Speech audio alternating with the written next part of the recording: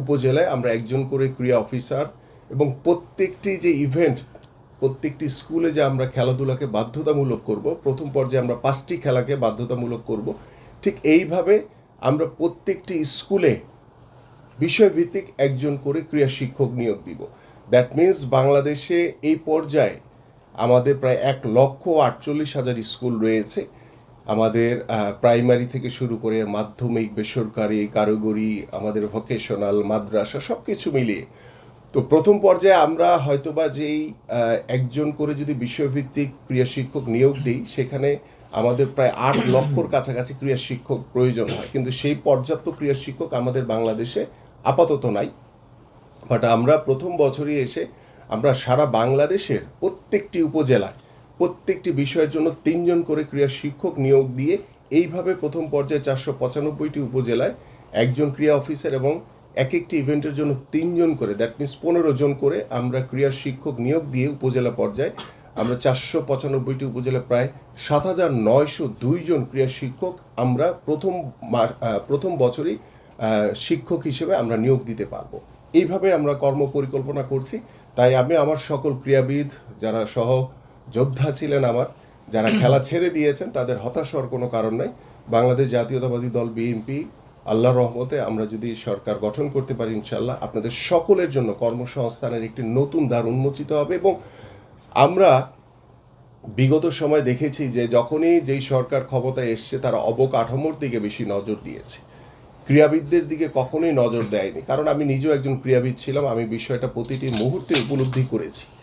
তা আমাদের মাননীয় ভারপ্রাপ্ত চেয়ারম্যান জনাব তারেক রহমানের যে স্বপ্ন রয়েছেন, তার যে কর্ম পরিকল্পনা রয়েছেন, যে আমরা সকল ক্রীড়াবিদদেরকে বেশি ফোকাস করব, তাদেরকে সর্বাত্মকভাবে সুযোগ সুবিধা দিব, যাতে তারা মাঠে নেমে তারা যাতে মন থেকে একদম মনোযোগী হয়ে যাতে তারা দেশের জন্য খেলতে পারে। তাদের যাতে তার পরিবার নিয়ে চিন্তা করতে না হয় যে আমার পরিবার কি খাবে, আগামীকালকে আমার পরিবারের জন্য কি বাজার করব, আমি কিভাবে পড়াশোনা করব, আমার পরিবারের ভবিষ্যৎ কি খেলা ছেড়ে দেওয়ার পরে।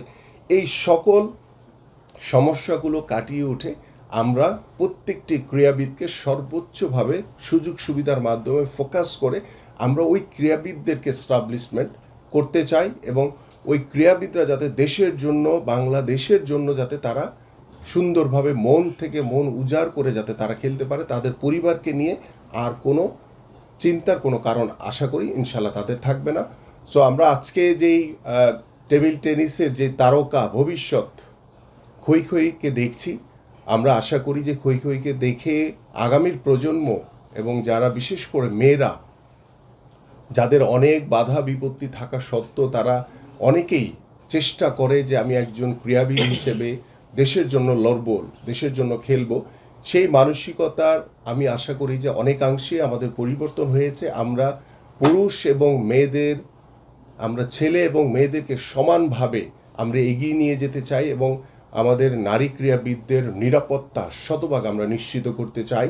এবং নারী ক্রীড়াবিদদের নিরাপত্তা নিশ্চিতকরণের মাধ্যমে আমরা বিশ্বাস করি আমাদের যে সহনশীলতা, আমাদের যে একটি সামাজিক যে মর্যাদা, সেই মর্যাদাটুকু আমরা নারীদেরকে সর্বোচ্চভাবে প্রদান করতে পারবো।